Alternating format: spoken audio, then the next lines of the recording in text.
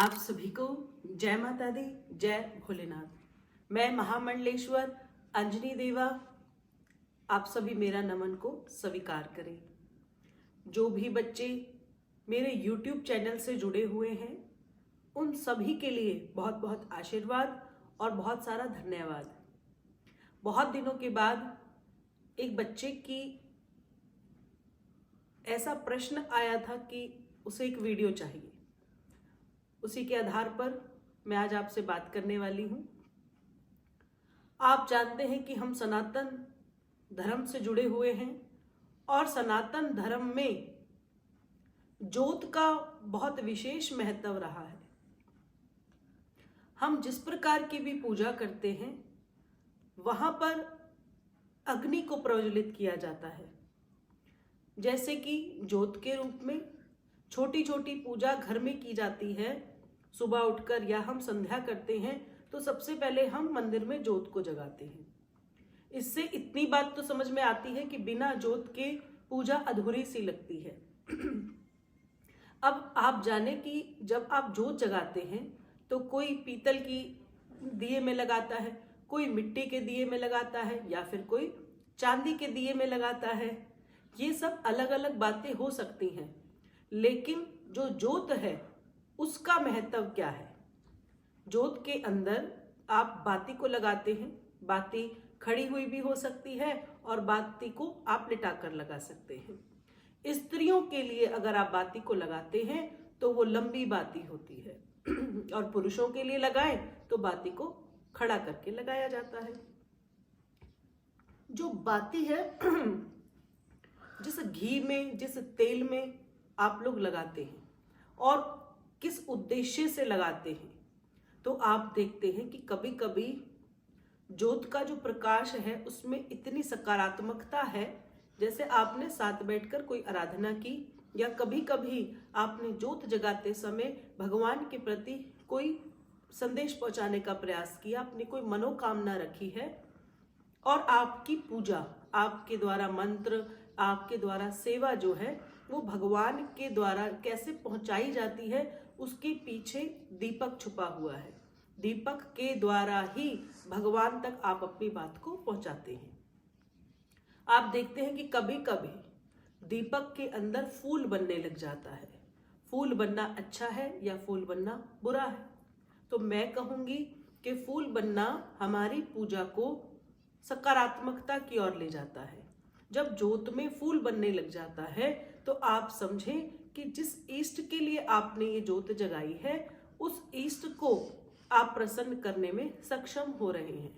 तो जैसे फूल बनने लग जाता है तो आप समझें कि आपकी पूजा जो है आपके इष्ट तक पहुंचने लगी है। आप ध्यान दें, ऐसा न सोचें कि अगर फूल नहीं बन रहा है तो हमारे ईश्वर हमसे प्रसन्न नहीं है। सकारात्मक भावना के साथ ही हमें अपने देवी देवताओं की आराधना करनी चाहिए और समक्ष दीपक को जरूर लगाना चाहिए। तो जो भी व्यक्ति ज्योत लगाता है और परिवार वाले हैं तो उसमें थोड़ा थोड़ा घी डालते रहें और अपनी आराधना करते रहें। एक विशेष प्रश्न पूछा गया कि कभी कभी ज्योत के भीतर हमें ऐसी आकृति दिखाई देती है जो कुछ विचित्र होती है। तो क्या जो आकृति उन्हें दिखती है वो सत्य है या केवल एक मिथ्या? तो मैं कहना चाहती हूं कि अगर आप और हम समझें तो इतनी पवित्र ज्योत होती है जो देवी देवताओं के समक्ष लगाई जाती है और उनके आधार पर ही हमारे इष्ट, हमारे पितृ, हमारे देवी देवताओं तक उस ज्योत के माध्यम से ही हमारी पूजा पहुंचती है। ऐसे में जब भगवान प्रसन्न हो जाते हैं तो उस आकृति के माध्यम से वो ज्योत में समाहित होते हैं। तो कभी कभी आप देखते हैं कि ज्योत जो है बहुत नूरानी और बहुत ही सुंदर आकृति से जल रही है। तो समझ कर चलना है कि ये जो ज्योत है ये भगवान इससे बहुत प्रसन्न है। कभी कभी आप देखते हैं ज्योत शांत हो जाती है, अखंड ज्योत भी शांत हो जाती है। घर में लगाई हुई ज्योत भी अभी जली नहीं है और पूरी भी नहीं हुई और वो शांत हो गई। इसका मतलब आपके घर में नकारात्मकता है जो आपकी पूजा को भगवान तक पहुंचने के लिए सामर्थ्य नहीं कर रही है। इसीलिए मंदिर को स्वच्छ रखना चाहिए, घर को साफ रखें, अपने मन को साफ रखने के बाद आप ज्योत जगाएं। मैं बात कर रही थी आकृति की, तो कभी कभी हम देखते हैं कि आकृति में कोई ऐसा चिन्ह भगवान हमें दिखाते हैं जो वो उनसे ही जुड़ा हुआ होता है।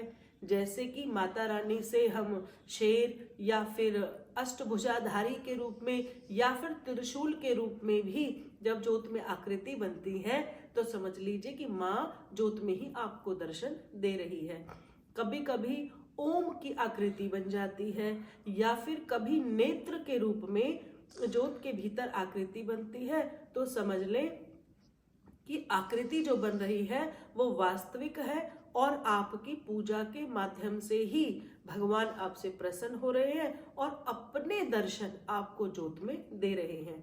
इसलिए ज्योत को बड़े भावना के साथ जगाएं, सर ढककर हमें ज्योत को जगाना चाहिए और ज्योत जगाते समय नियमों का पालन करते हुए भगवान के आगे नतमस्तक होना और भगवान की ज्योत आरती या फिर मंत्र का उच्चारण करते समय भी ज्योत का जगना बहुत जरूरी है।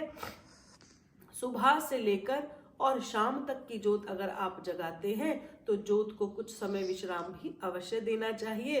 कभी कभी लोग सुबह की ज्योत को रात तक उसमें घी डालते रहते हैं, तो भी आपको संध्या के समय दूसरी ज्योत जगाकर भगवान को आराधना देनी चाहिए और उनसे आरती करनी चाहिए। ये सब कुछ एक चमत्कार है, इसीलिए सनातन धर्म में ज्योत का बहुत महत्व है।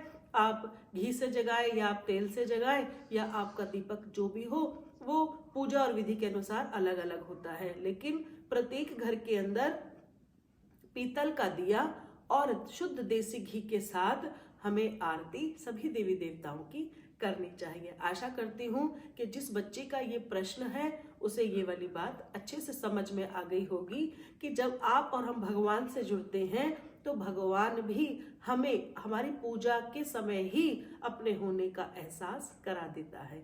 सभी को जय माता दी, जय भोलेनाथ।